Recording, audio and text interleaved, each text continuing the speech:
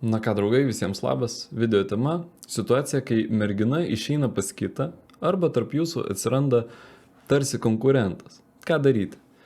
Taip, aš žinau komentatorių nuomonę, kad nieko daryti nereikia. Jei jau nuklydo, tegul išeina. Savaime aišku. Bet mes kalbame apie situacijas, kai vyras nori gauti galutinį rezultatą arba bent jau gražiai išeiti iš šitos situacijos ir priversti merginą dėl to gailėtis. Nuo ko noriu pradėti? Nuo paties pagrindo. Kodėl taip nutiko? Priežastis yra ta, kad mergina neužėmė vienareikšmiškai silpnos pozicijos santykiuose. Dėl to ji galėjo žiūrėti į kitus. Vyrai iškart skuba pavadinti ją kekšę, prostitutę, dar kažkaip. Supraskite, tai gali nutikti su daugeliu moterų. Susitarkime ir dėl to, kad tai gana priimtina realybėje. Iš etinės, moralinės pusės ji elgėsi labai blogai. Ir iš esmės, tai galima pavadinti išdavystę, klausimų nėra. Bet kokia prasmė ant jos pykti, draugai? Čia toks paprastas algoritmas, kaip ir bet kokiuose kitose dalykuose. Grubiai tariant, pateiksiu kvailą analogiją. Jūs einate į treniruoklių salę. Jei nesuvalgote tam tikro kalorijų kiekio, nepriaugate svorio. Aišku? Aišku. Ant ko pykti? Kad neprivalgėte? Čia tas pats, draugai. Kartais konsultacijose galima išgirsti frazę.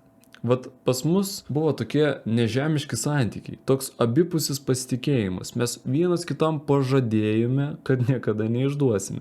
Ir ji man sakė, kad niekada manęs nepaliks. Priežastis merginoje ar tame, kad jis naivus ir staiga kažkodėl patikėjo jo žodžiais. Draugai, mes nepriemame už gryną pinigą moters žodžių, ne todėl, kad ji mums meluoja. Ji tiesą sako. Dažnai susidaro situacija, kai man sako, Agatai, 2 mėnesius jį ten sakė, kad labai nori nuo manęs vaiko, o dabar išeina. Kas vyksta, ji ką pamelavo? Ji nemelavo, greičiausiai. Ji sakė tai, ką jautė tuo momentu. Bet kas pasakė, kad po mėnesio? Ji nesijaus kitaip.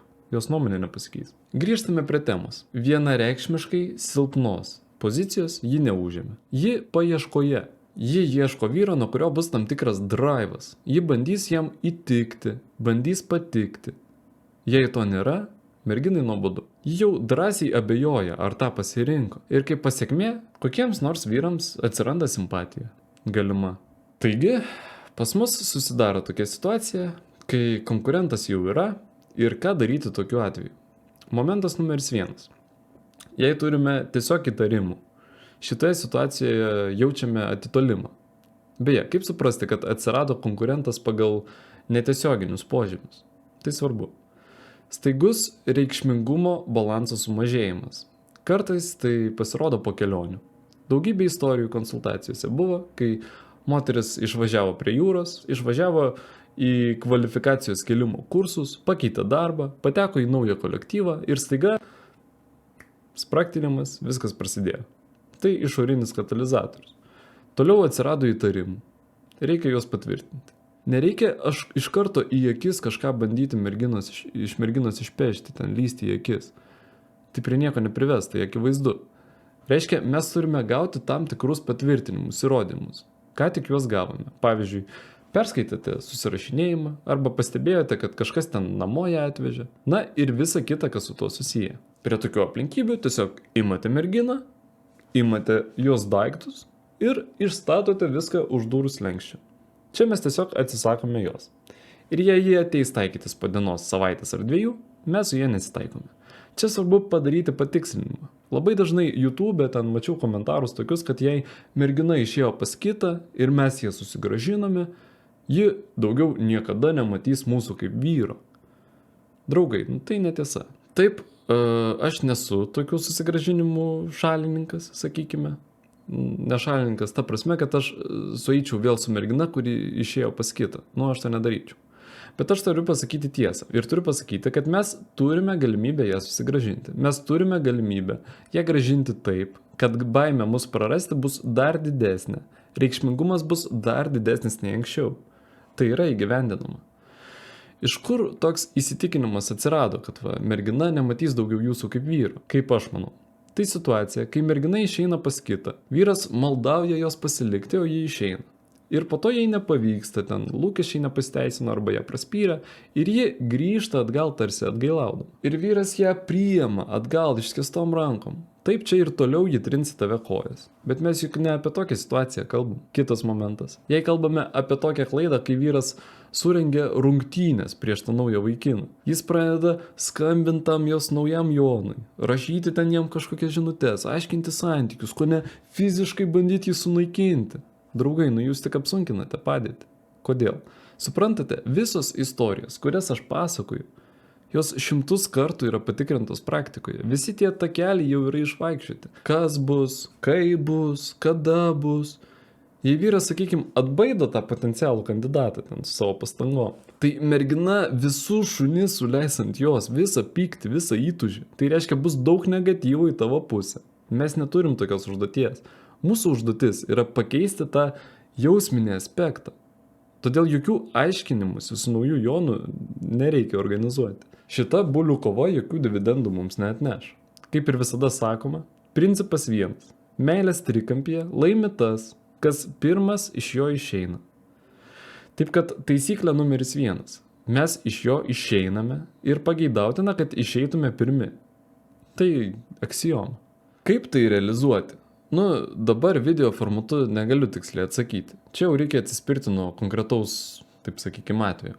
Toliau, kaip pas merginą atsiranda kitas vyras, būtent gražinimo kontekste, kiek tai sukuria mums problemų? Tai apsunkina situaciją. Kodėl? Todėl, kad mergina dažniausiai dar nespėjo galutinai juo nusivilti.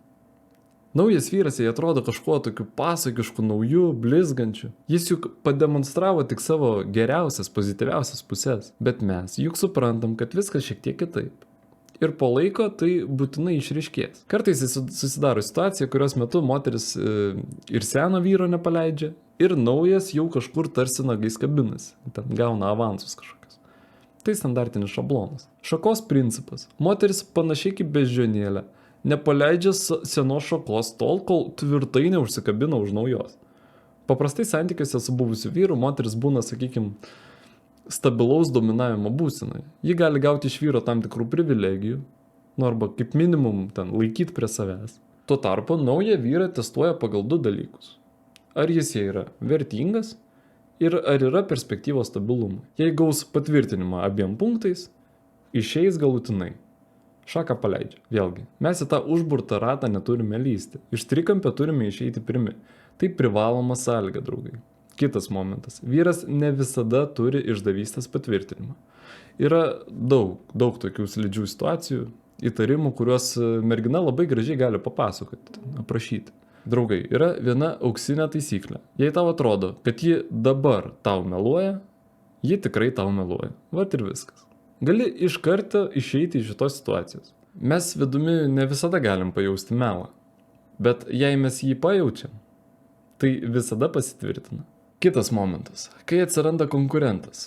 Jei staigiai sumažėja fizinis potraukis jumis.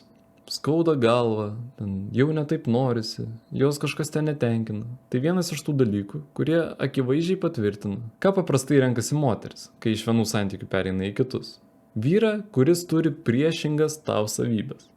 Pavyzdžiui, jeigu jis buvo apkūnus, renkasi sportišką sudėjimą. Jeigu buvo problemų su finansais, renkasi labiau pasiturinti. Tai vyksta natūraliai, tai visiškai logiška. Kaip taisyklė, būtent taip viskas ir klostas. Kada ji vėl su jumis susisieks, vėlgi viskas priklauso nuo veiksmų plano. Kartais mes pasiekėme tą rezultatą gana greitai, o kartais tai užtrunka ir porą metų. Bet jeigu jų santykiai jau pradėjo megztis ir jūs nesijėmėt reikiamų veiksmų, tokie santykiai paprastai trunka vidutiniškai nuo 3-4 iki 8 mėnesių. Nes tikriems santykiams sukurti reikia gana daug faktorių, tvirtų pamatų, kitaip sakant. Ir perėjimas iš vienų santykių į kitus, tai ne ta dirva, ant kurios galima kažką pastatyti. Turi praeiti laiko, todėl su didelė tikimybė baigsis niekuo, o paskui būtinai vėl su tavim susisieks. Vėlgi, 2 variantai. Variantas numeris 1, ji prisimena tave ir galvoja, o vat maniškis mane taip mylėjo ir apskritai aš blogai su juo pasielgiu. Susisieks, taip, užmes meškerį. Mes nesakom, kad tai pilnavertis grįžimas, bet bandymas atstatyti ryšį bus. Antras variantas, kada ji pati nusivylė naujojų išrinktuoju, čia ji supranta, kad ne viskas auksas, kas blizga. Čia jau tam tikrą vertybių pervertinimą padarė, praeitis idealizuojama, jį irgi prisimins ir grįš atgal. Taip pat standartinis variantas. Kai po santykių pabaigos mergina susieina su buvus. Atitinkamai kitas momentas, noriu duoti tokią rekomendaciją. Ji iš tikrųjų labai vertinga, raktinė. Jokio negatyvo, draugai. Ji ir taip turi giluminį kalties jausmą, kai išėjo pas kitą. Patikėkite, gilumoje ji bando nuo jo atsikratyti. Ji ieško priežasties, va tu kažko nepadarei. Pats prie to privedai, ar ten dar kažką. Jūs atsakot jai su negatyvu, ten pradedat kelti bangas, kaip tu ten ten padarėjai, keliat balsą, aiškinatės. Ir kalties jausmas jai pradeda tarsi išgaruoti. Ji bando nuo jo atsikratyti, o jūs padedat jai tai padaryti. Elkitės atvirkščiai. Jūs per tą laikotarpį turite elgtis labai oriai, labai ramiai. Taip mes išstatome jos daiktus už durų. Mes einam į skyrybas, kuriam distanciją ir taip toliau. Bet mes tą darom tiesiog, nelašo negatyvo čia nėra. Patikėkite, ją tai smogs kur kas stipriau. Taip pat noriu pasakyti, kad jokių būdų nereikia jos priimti atgal išskėstomis rankomis. Vat ji grįžo ir mes tokie, labas sveikas sugrįžus. Jokių būdų taip negalima daryti. Kaip taisyklė, ignoro pagalba mes privedame ją iki tokios stadijos, kad ji 1000 kartų dėl to pasigailės. Taip pat labai dažnai susidaro situacija, kai vyras pradeda eiti iš proto. Paskui pradeda įsivaizduoti, kuo jį ten užsiema, turbūt ten jį su juo. Pradeda ten kažkaip sekti ją mieste. Patikėkit, jeigu jūs tą darysit, tai jos reikšmingumas jums tik tai kils į viršų. Vyras negalės miegoti, negalės valgyti, to nereikia daryti. Draugai, turite visiškai atsiriboti nuo to. Supraskit, kai moteris išėjo, nesvarbu ar pas kitą, ar tiesiog, yra 2 patys svarbiausi nusižengimai iš moters pusės. Išdavystė ir viskas, kas susijęs su santykių destabilizacija ar ten išsiskyrimai, provokacijos, barniai ir išėjimas. Po šių įvykių tai jau nėra jūsų moteris. Čia ir palikite tašką. Nereikia toliau jausti to skaudulio, kažkokio nuosavybės jausmo. Taip jis bus, bet jie jau ne jūsų, supraskite. Nereikia vizualizuoti kokių nors neaiškių paveikslų, rengti ten siekimo operacijų. Tai prie nieko teigiamo neprives. Taip pat noriu pasakyti, kad vis dėlto pilnavertis santykių atkūrimas yra problematiškas. Kodėl? Vėlgi, visi takeliai jau išvaikščioti, viskas yra žinoma. Gražinai, gavai pilnavertį rezultatą, bet vyrą tai toliau grauš. Vyras to nepamirš, kad jį buvo su kitu, šokinėjo ant svetimos lovos. Iš esmės, pasąmonėje nuolat sėdės šita mintis. Arba bus baimės ir nuogastavimai, arba nuoskauda, kurios itin sunku atsikratyti. Šiuo momentu tu gali to nejausti, tu tiesiog skęsti jos reikšmingume, tose vizualizacijose. O po galutinio rezultato gavimo tai įvyks. Reikia tai suprasti ir būti tam pasiruošus. Vat aš užsiemu konsultacijom santykių srityje. Ir kai kiekvieną dieną prieš tave nuolat prasisuka žmonių likimai, prieini prie tokios išvados, kad gyvenime visgi atsitiktinumų nebūna. Štai jums tiesa. Jų tiesiog nebūna. Bet tuo pačiu mintis, kad viskas, kas daroma, viskas į gerą, žinoma, tai irgi visiškai nesąmonė. Likimas tai variatyvus procesas. Mes darome pasirinkimą. Ir išdavystė vis dėlto yra taškas, nuo kurio grįžti atgal jau nebeįmanoma. Negali moteris, kuri šalia manęs, kuri augina mano vaikus, būti išdavikė. Paprastai vyrą kankina neteisybės jausmas. Nori jis, kad ir ji gailėtųsi. Gailėsis, draugai. Bet viskam reikia laiko. O geriausias kerštas iš jūsų pusės, tai jeigu tiesiog tapsite laimingi be jos. Jei turi konkrečią problemą, gali parašyti man į paštą. Aprašyk savo istoriją ir toliau mes jau pradėsim su tavim bendrauti. Nes be asmeninio dalyvavimo kartais sunku pasakyti. Masė ateina žinučių, kad Agatai man taip, galima man ten vieną patarimėlį kažkokį. Draugai, aš net jūsų situacijos nečiupinėjau, nepažiūrėjau, nemačiau, neužklausiau, nesupratau. Taip, aš suprantu, kad yra kažkoks ten bendras šabloniškumas, detalės, kurias galima daryti išvadas gan greitai, bet niuansų visgi kiekvienoje istorijoje labai daug. Todėl, prašom.